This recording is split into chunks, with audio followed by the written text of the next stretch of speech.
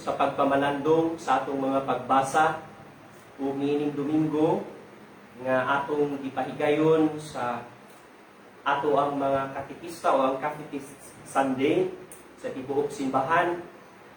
Ato silang pasalamatan sa kanunay sa maong pagpadayag sa pagtuo nga malipayon. They give us an exemplary example of how we express our faith by teaching us what faith is all about as young individuals.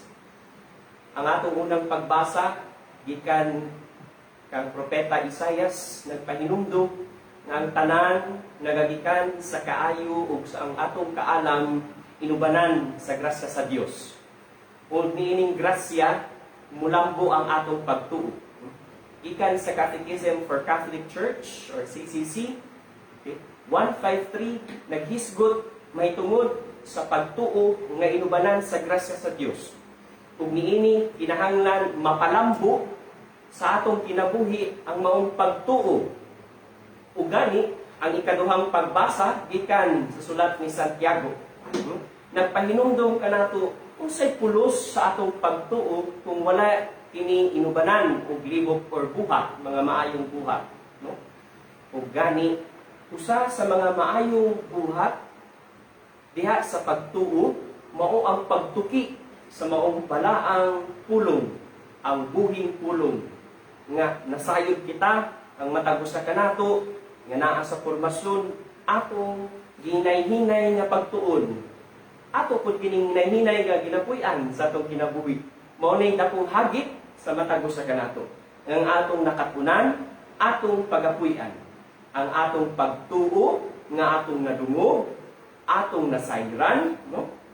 Kanang ginatawag nila faith, seeking understanding, matud pa sa Catechism of the Catholic Church, number 158, kinahanglan mapadayag diha sa tungbuhan. Mapadayag sa kinabuhi. Ug niini makaingon kita nga kita we become instrument of evangelization.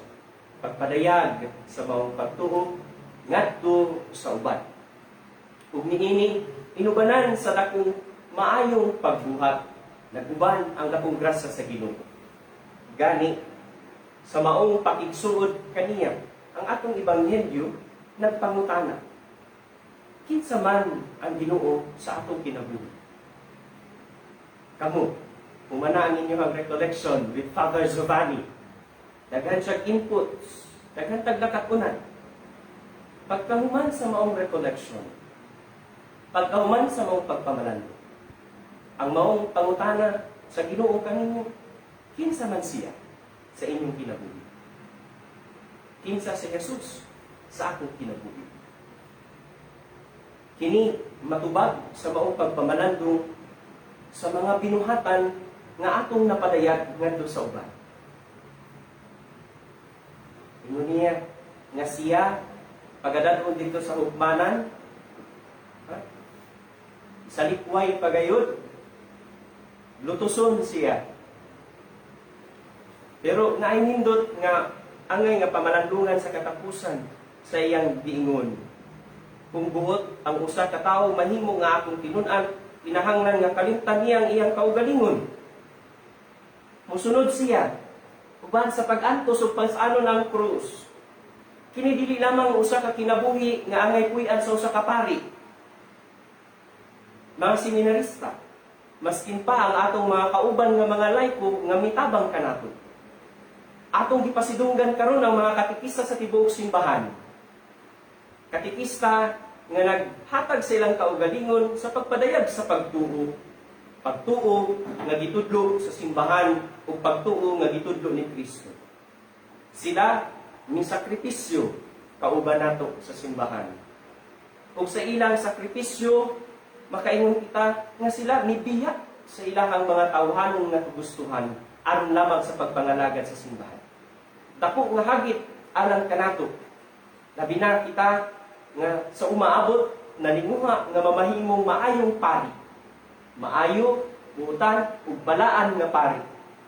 When we become priests, we are not just teachers, but we are preachers of the faith. And when we preach, we have to live by that. puy-an siya. So sama nga gipuy-an sa mga laiko ug sa mga kitikista nga ilang gipadayag ang ilang pagtuo ngadto sa uban. Dakong hagit alang kanato nga naa sa formasyon, sa pag-umol sa atong kaugalingon, pag-umol sa atong kasing-kasing aron adlaw-adlaw mahaduol kita sa Dios. Ug ang atong pagpaduol kaniya mao ang sinugdanan sa atong pagpakigigala kaniya. Masuod, mahimong higala, hinay-hinay atong mailhan si Kristo. Isip iyang mga disipulo. Isip iyang mga sumusunod. Isip sumusunod ug magsasangyaw sa maayong balita. Ang atong kinabuhi, hinaot pa unta, makapadayag sa dakong gugma ni Kristo sa uban. Ang atong kinabuhi, makapadayag sa tiunay nga kaluoy sa Dios ngadto sa uban. Mao kini hagit kanato adlaw-adlaw sa pagpuyo niini. Kung balik pangutan-on kamo, kinsa man si Kristo sa inyong kinabuhi? Si Kristo nga nagmanuluy-on ug nahigugma kanako, mao usab ang akong ipadayag ngadto sa uban.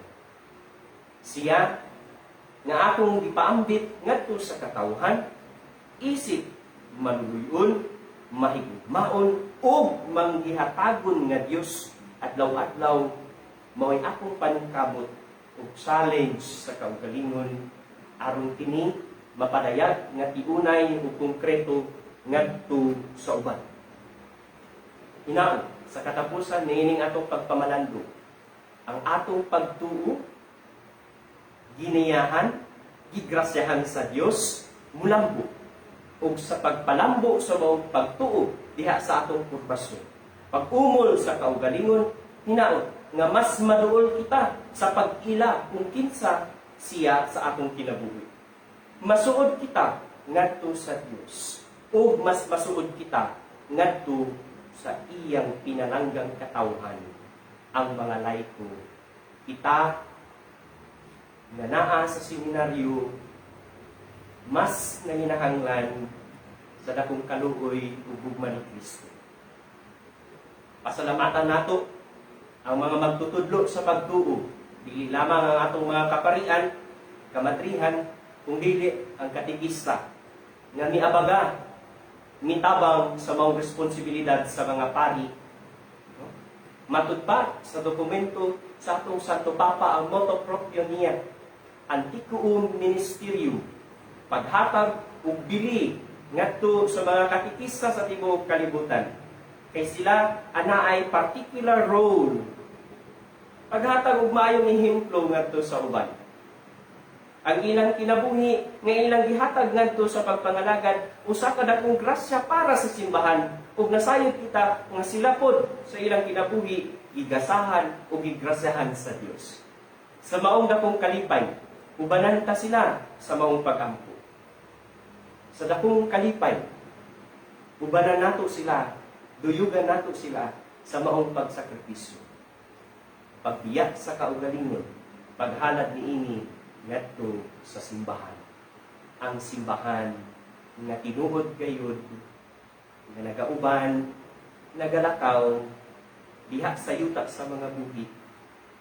Ang simbahan nga buhi, nangita, o nakiduyog sa mga kabus. Ang simbahan nga adlaw-adlaw naning kamot sa pagpuyo aron kita, kamo, ako madala sa dalan sa kasantusan.